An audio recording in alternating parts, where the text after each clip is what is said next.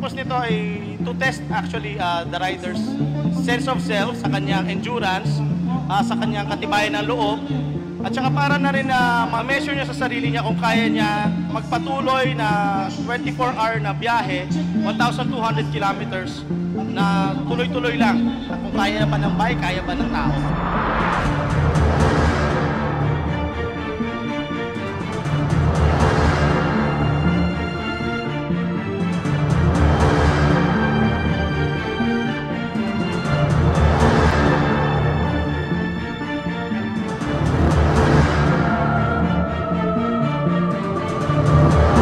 So lahat po nagbabalak mag-backdoor, going, tsaka pabalik po, do not expect po kahit tumawag po kayo, wala po tayong tulong na marireceive dyan, okay?